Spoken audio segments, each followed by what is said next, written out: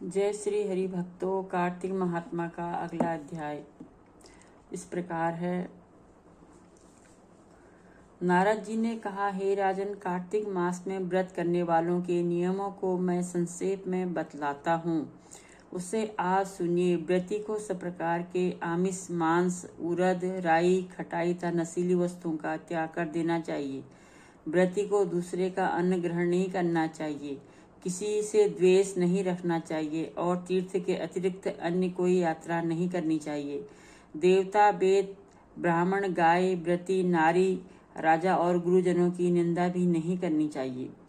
व्रती को दाल, तिल, पकवान व दान किया हुआ भोजन ग्रहण नहीं करना चाहिए। किसी की चुगली या निंदा नहीं करनी चाहिए।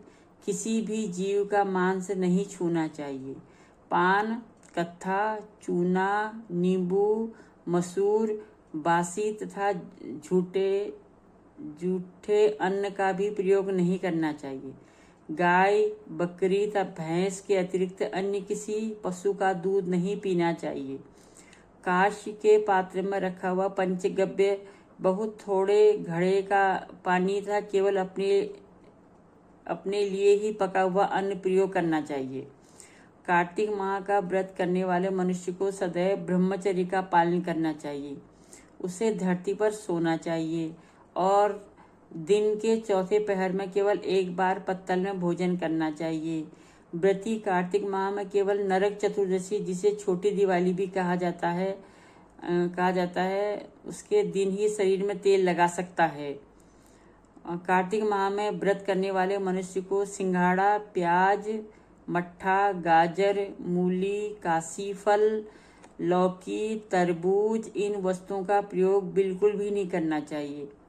रजस्वला, चांडाल, पापी, मलेच्छ, पतित, व्रतहीन, ब्राह्मण द्रोही और नास्तिकों से बातचीत नहीं करनी चाहिए। भगवान विष्णु को प्रसन्न करने के लिए अपनी शक्ति के अनुसार चंद्रायण आदि व्रत करना चाहिए और उपयुक्त नियमों का पालन करना चाहिए।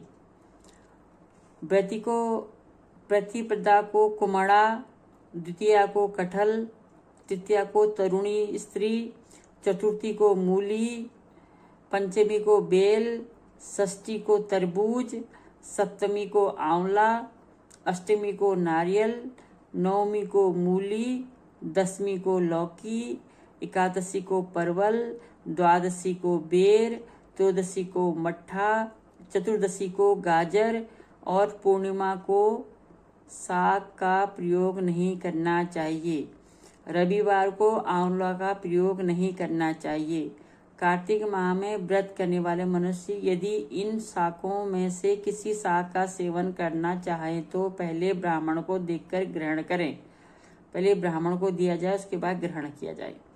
यही विधान माघ माह के व्रत के लिए भी है। देवशनी एकादशी में पहले कही गई विधि के अनुसार नृत्य, जागरण, गायन, वादन आदि करना चाहिए। इसको विधि पूर्वक करने वाले मनुष्य को देखकर यमदूत ऐसे भाग जाते हैं जैसे सिंह की गर्जना से हाथी भाग जाते हैं। कार्तिक माह का व्रत सभी व्रतों में श्रेष्ठ है।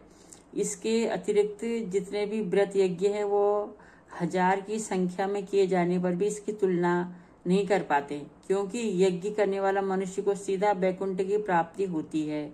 जिस प्रकार राजा की रक्षा उसके अंग रक्षक करते हैं, उसी प्रकार कार्तिक माह का व्रत करने वाले की रक्षा भगवान विष्णु की आज्ञा से इंद्रादि देवता करते हैं।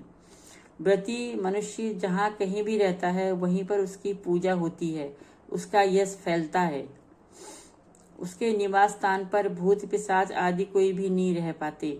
विधि पूर्वक कार्तिक माह का व्रत करने वाले मनुष्यों के पुण्यों का वर्णन करने में ब्रह्मा जी भी असमर्थ हैं।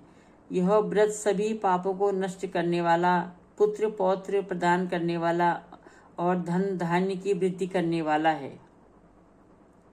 यहाँ पर यह अध्याय समापन होता है। अगले अध्याय के लिए हम कल फिर आपसे मिलेंगे। श्रीमन नारायण नारायण हरि हरि, भजमन नारायण नारायण हरि हरि, श्रीमन नारायण नारायण हरि हरि। जय श्री हरि।